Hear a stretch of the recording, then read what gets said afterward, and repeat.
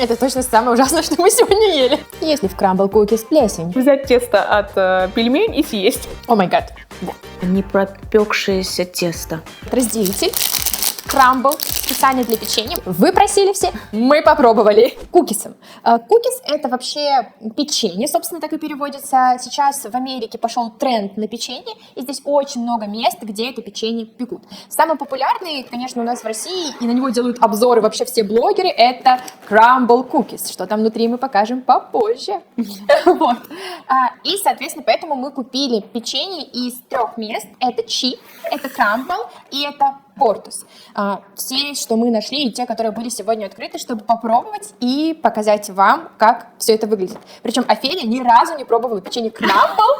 Я была в шоке, что она даже не знает про это. Хотя Я слышала, но я не пробовала, потому что как-то, не знаю. Это шок для меня был, если честно. И мы даже купили вот такой вот разделитель. Crumble, специально для печенья. Мы с вами его откроем и испробуем, как он, собственно, в деле.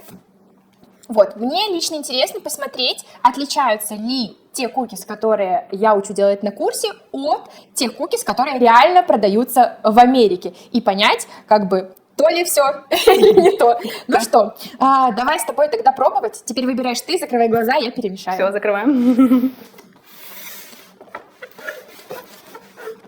Давай, выбирай.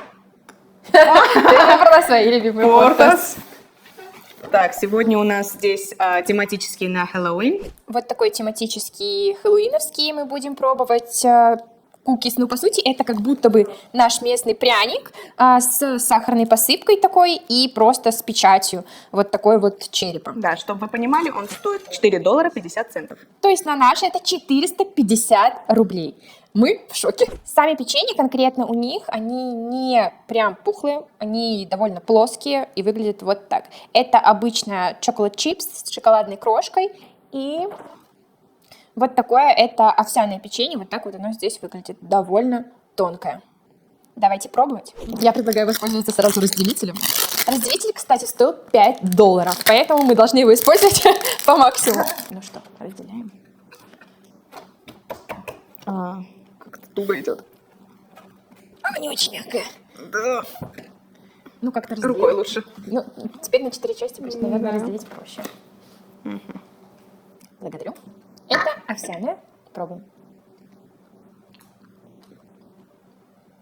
Правда? Я вижу орехи, корицу, изюм. И много прям овсянки. Соленоватое. В конце, когда ешь, соль раскрывается. Но в целом неплохо. Ну, если с молочком каким-нибудь, да? Да, прям с холодным молоком прям. Да, ну вот чисто такое овсяное печенье. Да. Овсяное печенье. Бабушка тоже такое готовила.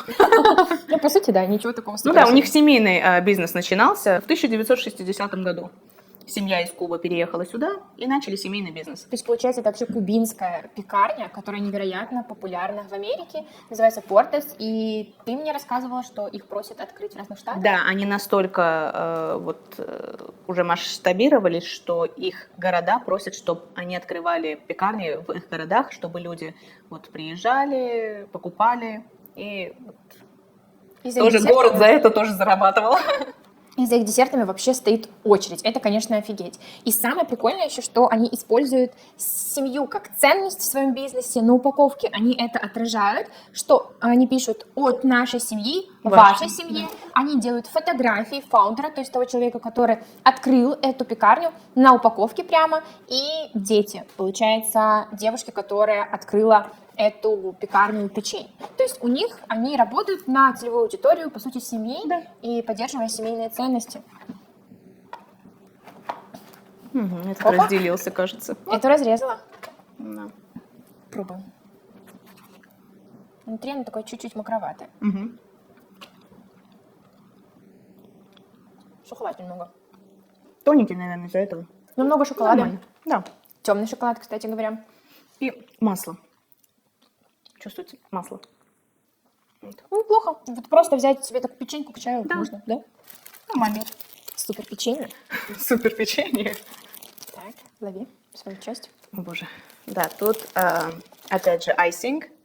Как будто даже... Сверху. нет, да. Это похоже на крем какой-то. Не, похоже, что это белый шоколад, наверное. А сверху вот это Белый вот шоколад? сухой айсинг О. с печатью.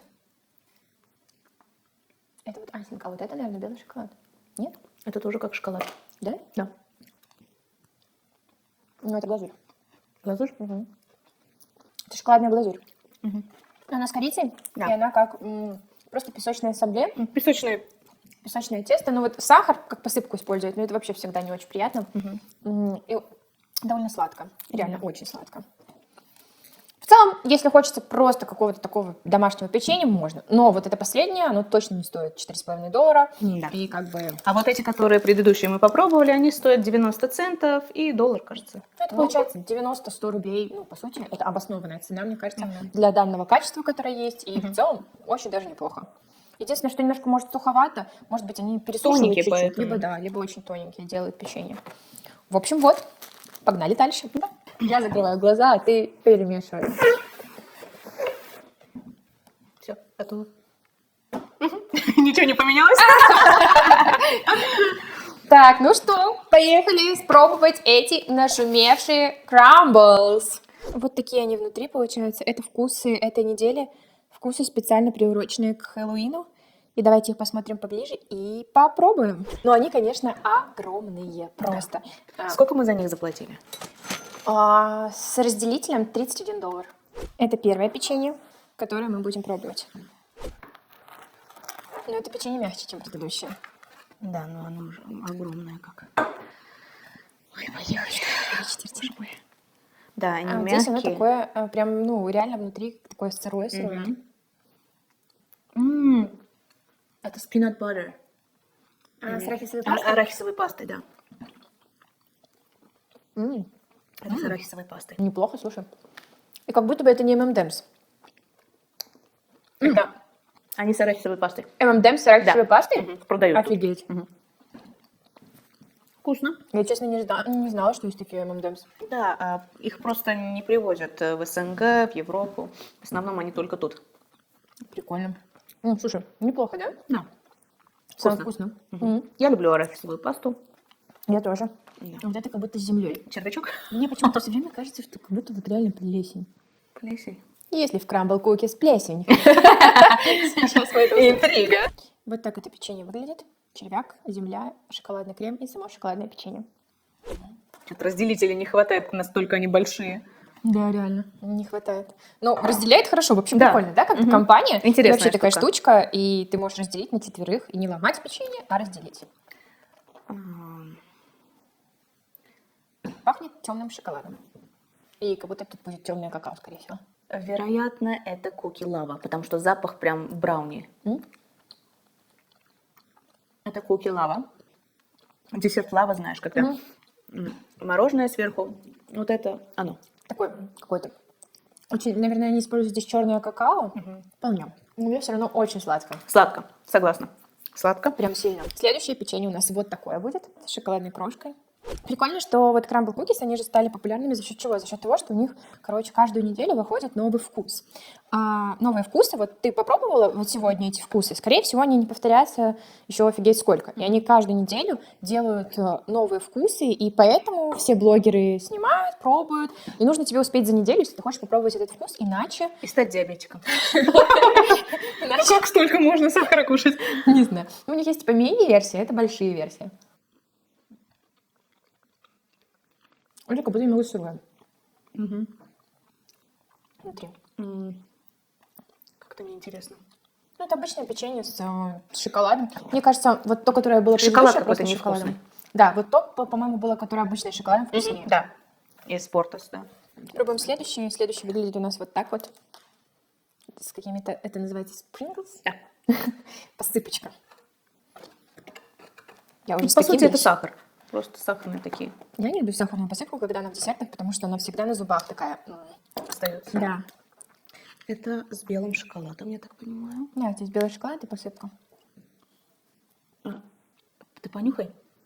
Запах, такое чувство, как будто не пропекшееся тесто. Но она не пропекшаяся. Ну, прям сырое.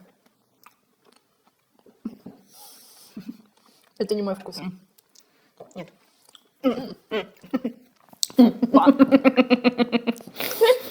Такое чувство, как будто взять тесто от пельмень и съесть. И вот это не шоколад, это глазурь какая-то в дропсах. Да. Нет. О, боже. Это не то. Это точно самое ужасное, что мы сегодня ели. После макарон Луи Ботега. Да, да. О май гад. Надо срочно попить воды. Так, Остался спринклс. печенька с печенькой на печеньке. И вот такой вот фростинг сверху голубой. Это первое. Подожди, точнее, понюхаем. Ну, это тоже чуть-чуть так пахнет. Но я надеюсь, такого вкуса не будет больше. Ну да, реально пахнет сырым тестом. Я с жопки попробую, там, наверное, больше пропечено. Нет, нет, нет, нет, нет, нет, нет. Еще раз нет. Они братья, походу. Они, походу, Но братья. жопки неплохо. Там, где пропечено, вот здесь вот, оно видно, что пропечено, и нормально. Сам фростинг — это какое-то просто жирное масло с чем-то, с сахаром, и все. Нет, вот эти были братьями, и мы их отвергаем. А это какой-то тортик такой, типа, он прям такой торт, его поднять сложно, поэтому... Торт, да. Давай ложкой. Поехали. Смотри, это есть прям- даже точечки, как будто бы они... как будто крем с ванилью. Посмотрим. Корица. Точно здесь есть. Как будто, может, даже морковное что-то. Да. Это похоже на морковный торт. Ну, по запаху. Да. Ну, как будто даже есть крем-чиз. Ну, типа сыр. Да, это морковный торт. Интересно. Ну, не так плохо. Да, интересно. Какой твой фаворит? Послевкусие не очень. Немного просто жирное. Так, когда кушаешь вкусно, а послевкусие как-то духами отдает. Ну, чем-то каким-то как будто бы, да. Есть какая-то масляная история. Точно. А фавориты первые два. Первые два — это темный и Да, это арахисовый. лава и peanut butter. Мои, наверное, тоже. Ну, наверное, вот арахисовая паста мой, наверное, из всех фаворит. Потому что это все же для меня сладковато, потому что там вот этот сверху еще крем есть. Да. Купила бы еще раз? Нет. Нет? Нет. Я Потому как что вечеринку нет, да? на вечеринку, да, можно взять, но домой больше нет, потому что они очень сладкие. Ну, с этим я соглашусь, но в целом... Ты не можешь их каждый день кушать. Вот. Ажиотаж такой, почему есть к этому печенью, это все потому, что они очень классно работают с инфлюенсерами, очень классно у них маркетинг, визуал и так далее, и так далее. На самом деле очень много фишек есть у этого крамбла, которые точно можно брать домашним кондитером себе на заметку, начиная вот с такой яркой упаковки, которая брендирована и которую все хотят фоткать, все хотят снимать, выкладывать в соцсетях, потому что здесь в Америке за ними реально стоят очереди почти везде. И я искренне удивилась, когда мы здесь приехали, и там вообще Не было было очереди, пусто, да. вообще никому. Может, от времени зависит. Понедельник потому что утром. Да, понедельник утром в Как 10 утра самый подъехать, да. Прям к открытию. Да, может быть, поэтому. Вот. А но- вот в Портос ты увидела, там уже была очередь. Да, мы следующими поехали туда, по-моему, да? Да. И там уже была очередь даже к этому времени. Поэтому, да, прикольно, но мне кажется, что это просто чисто хайп вокруг этого печенья, и прям желать и мечтать я бы о нем не мечтала и не желала. Но ради вас мы готовы все это снимать и пробовать. Тут, наверное, где-то килограмм, а то и больше. Ой, офигеть, какие Да, тяжелые. тяжелое. Ну, не пропекшееся печенье, что ты хочешь? Это точно. Но когда говорят, что у нас пекут типа сырые, мне кажется, что нет. А вот здесь реально сырые Даже вкус печенья прям, американские. Вкус прям сырого печенья. Это, конечно, обалдеть. И у нас последние остались. Это чип. Мы за ним далеко ехали. Это вроде тоже семейная какая-то кондитерская, которая открыта в 2016 году, и открыла ее... Женщина, которая была беременна, на последних сроках, ей захотелось куки дома. Она ночью где-то не нашла и сама приготовила куки. И так и решили вместе с мужем открыть. Кажется, такая история была у них. Это мы прочитали на стене в этой, Да. собственно, кондитерской. Что написано в упаковке? Сайт Cheap Happens. Это, наверное, какой-то хэштег. Это их хэштег, да. Их инстаграм Cheap Cookies Co. И когда они основаны? В 2016 году. Здесь у нас, собственно, 3 печеньки мы взяли.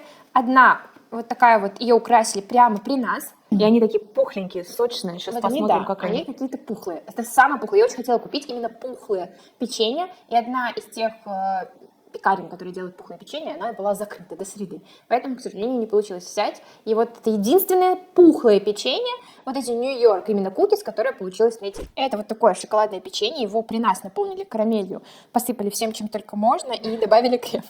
А это вот вторая такая печенька. Вот они максимально такие пухлые, насколько это возможно. И третья тоже такая пухленькая. Я подозреваю, она тоже похожа на лаву.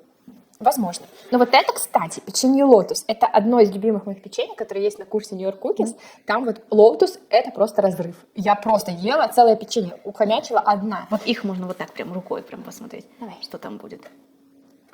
Мягкие? Ничего внутри. Я думала, сейчас лава потечет. Разочарование. Это просто шоколадное. Я на много частей. Просто шоколадно.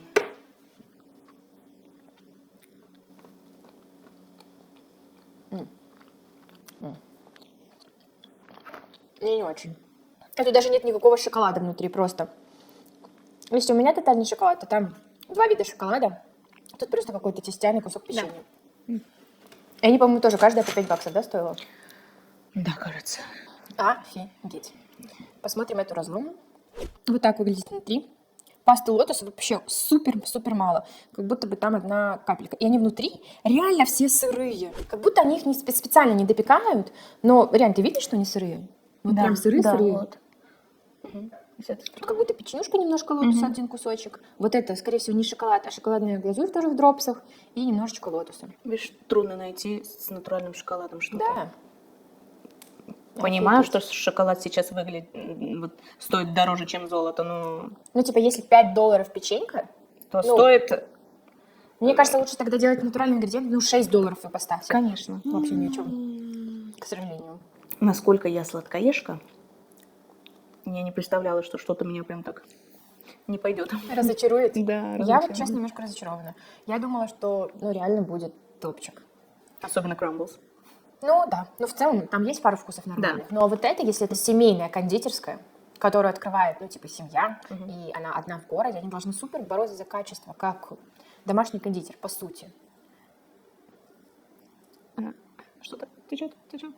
Это карамель должна течь. Да? Да, внутри она А. чуть-чуть подлила.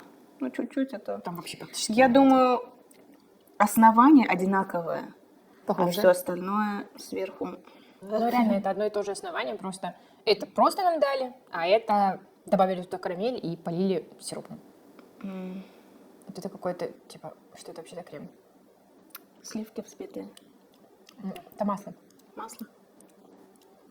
Или как будто это химические какие-то сливки, но это вот какая-то химическая такая история, что вообще обалдеть. Я удивляюсь, как семейный бизнес может быть реально таким в Америке.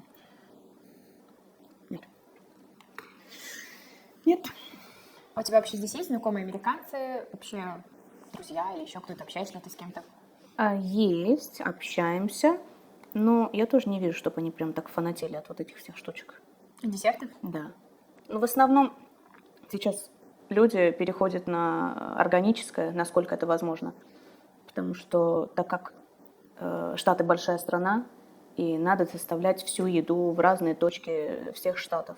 Ну, это чисто психологически невозможно доставить всю еду, которая натуральная, куда-нибудь далеко. Они должны что-то добавлять туда, чтобы смогли доставить.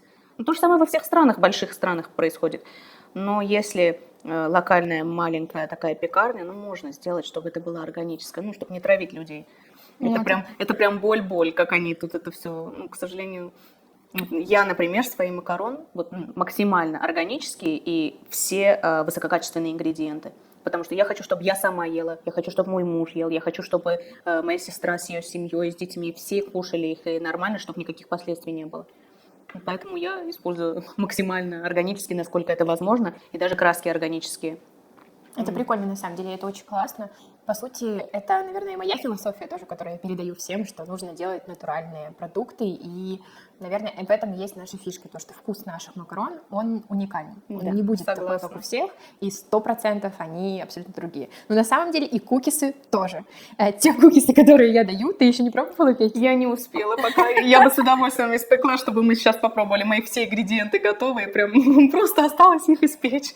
Обязательно испеки и попробуй. Да, Мне обязательно. кажется, что если Офелия в Америке начнет печь эти кукис, то они просто взорвут рынок точно так же, как и макарон. А если вы тоже хотите научиться печь кукис, то на канале вы можете найти бесплатное видео по шоколадным кукисам «Тотальный шоколад». Вот здесь вот я вам прикрепляю ссылочку, кликайте, переходите и пробуйте печь настоящие вкусные шоколадные кукис. И обязательно ставьте лайк под этим видео.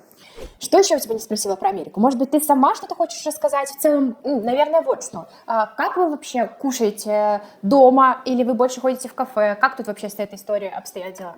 Лично мы кушаем дома. То есть мы ходим в кафе, конечно, это нормально, чтобы выходить периодически раз в неделю, раз в 2 недели, когда успеваем. Потому что загруженность ты сама видишь и сама понимаешь, насколько мы загружены. Но в основном кушаем домашнюю еду. Я люблю готовить, насколько бы уставшей я ни была, я прихожу домой, я готовлю, и получается и максимально то, что мы покупаем. Опять же, мы не знаем, насколько это органические продукты, но если написано органические, значит, чем-то они отличаются. Мы стараемся покупать их и готовить дома органическую еду. Ну, то есть, если вообще, я так понимаю, в Америке органик фуд, Да. Она стоит дороже. Дороже она стоит, Вот да. насколько примерно дороже? И как понять, органик этот магазин, типа там есть органическая еда? Или... В любом магазине могут продавать и органическое, и неорганическое. Например, есть Whole Foods, люди думают, что там все органическое. Нет, нет такого. Там есть, например, даже кукис. Ты не можешь сказать, что они органические. Нет. Но и есть магазины даже, которые не относятся к органике, но у них есть продукты органические тоже. Нет такого прям специализированного, чтобы все было органическое. То же самое Trader Joe. У них тоже очень большая линия органическая, но у них тоже есть неорганическая. Вот. И как вот вообще отличаются цены органической и неорганической? Цены отличаются в 1,5 раза, может, дороже, в раз дороже, в 2 раза дороже, смотря что. Но иногда визуально, если ты смотришь органическое и неорганическое, ты их не можешь отличить. Вот в этом подвох, ты их не можешь отличить, ты отличаешь их только по этикетке. Прикольно. Но Да. вообще каких-то там, допустим, органик десертов, их, по сути, так нет, да? А может, они и есть, но домашние, наверное. Вот в Инстаграме, если поискать, можем мы найти их. Если там органические, с меньшим количеством сахара. Надо поискать. Но их Ну, точно очень очень мало, да. Не факт, что если дома печется, не факт, что они органические. Ну, к конечно, это сожалению, да. офигеть. Я вообще в шоке, что вот настолько может стоить дорого что-то. Вот если даже купить вот печенье, к примеру, за $5, и ты просто не сможешь его есть, оно сырое, оно, ну, как бы вообще ни о чем, и взять макарошку одну, даже за $5, вот я бы, например, точно купила один макарон за $5, потому что это действительно ты кушаешь и наслаждаешься, а не вот, собственно, так, как здесь. Я просто уверена, вот себестоимость вот этого куки одного, если не в 10 раз, то в 5-6 раз меньше себестоимости вот одного макарона. Потому что ты видишь, насколько ингредиенты здесь натуральные и насколько, ну, не будем уже комментировать, мы неплохие. Это точно. Ну, Да. честно, я вот, ну, просто в шоке. Я думала, что если мы дадим столько денег за десерт, они будут, ну, вкусные. По крайней мере, хоть как-то. Но, Особенно нашумевшие. да, особенно нашумевшие. Но то, что их не допекают, учитывая то, что нет прям... Вот мы сегодня утром были, это, получается, они в воскресенье были закрыты, вот Крамбл конкретно. Они в воскресенье были закрыты, мы приехали утром. То есть мы первые, там, одни из первых покупателей. И, по сути, они должны были нормально испечь. Они никуда не спешили, ничего. А тут вообще такая история, что реально сырые десерты. В Америке очень хорошие маркетологи, я так понимаю. Это очень точно. классно. Это умеют точно, продвигать согласна, весь бизнес и согласна, всё. да. С этим у них проблем нету. Это, конечно, круто. Ну а на этом, кажется, все. Мы попробовали все, что могли. И надеемся, вам У нас понравился обзор. Sugar Rush. Да, у нас Sugar Rush. Пишите комментарий, как вам обзор, какие бы десерты из этих вы хотели попробовать, или какие у вас любимые десерты. А можете писать, какие десерты вы хотите, чтобы я еще попробовала, и мы обязательно будем снимать видео.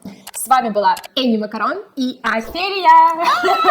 Здесь в Инстаграм мы прикрепим Офелии. Если вы хотите заказать макарон в Лос-Анджелесе, то вы знаете, к кому обратиться. Ну, потому что это реально топ, правда. Может, Нет еще никаких одну? сомнений. Сейчас обязательно с этим только водички попью после всего этого. А на этом мы с вами прощаемся и до встречи в следующих видео.